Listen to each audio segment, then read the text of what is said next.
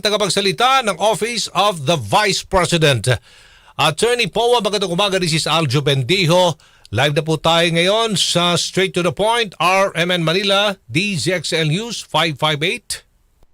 Magandang umaga, Sir Aljo. Magandang umaga sa ating mga kababayan. Salamat po sa pag-imbita sa inyong programa. Opo. Attorney, kumusta po ang hearing sa budget ng OVP? Bakit nasabi ni VP Sara na pinopolitika ang kanyang budget diyan sa OVP?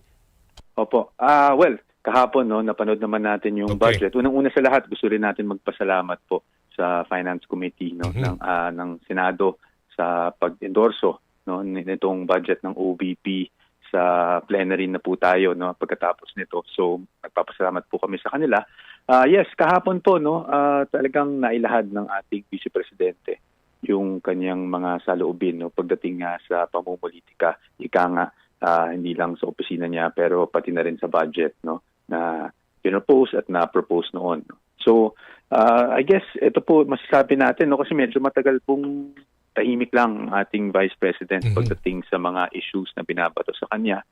Minarapat niyang tumahimik na lang muna. Pero nakita natin kahapon na gusto rin niya talagang paintindi.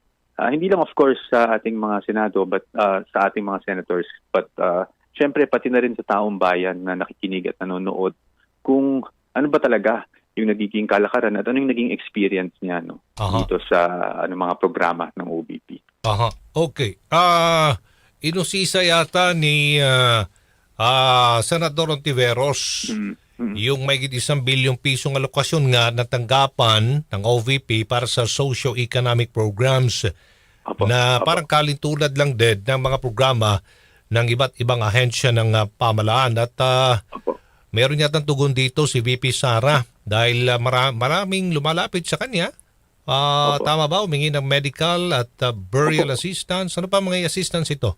Opo, medical po, burial, meron din tayong libreng sakay para sa yung meron pong ruta yan sa Metro Manila, meron sa Cebu, Davao, Bacolod. Then meron din pong magnegosyo taday and which is really to help yung mga small businesses natin. And of course yung ating pagbabago campaign. Ito po yung tree planting plus yung syempre yung pagbibigay ng pagbabago bags nga po sa ating mga learners. So, linawin ko lang po kasi siguro magandang opportunity to at thank you Sir Aljo for inviting us para malinaw kasi maraming lumalabas na mga posts na nakita natin kahapon pa and even news articles from major news outfits saying na kung ano man ang naging exchange kahapon ay started because of yung sinasabi nilang libro, hindi ba?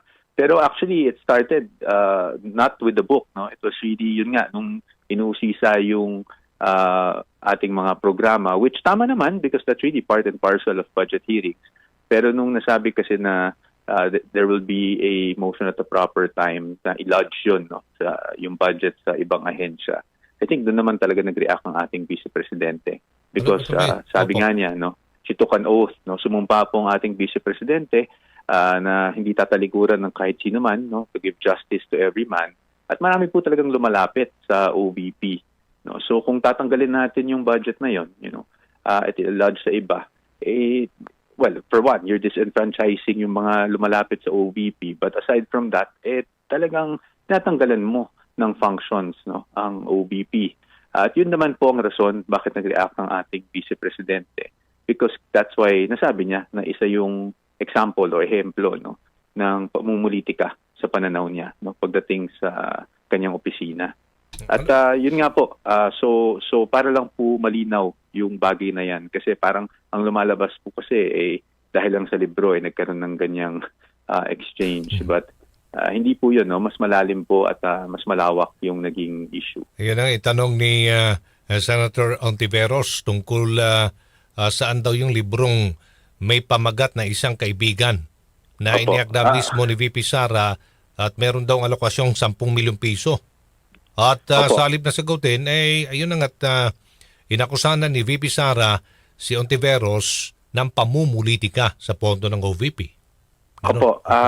Yun nga po yung gusto nating linawin. Kasi yung natanong yun, of course, I don't think it's appropriate for me to respond or comment on Senator Ontiveros. So ang sa akin lang po ay nilalahad lang natin sa perspektibo natin o sa pananaw natin, yung nangyari kahapon.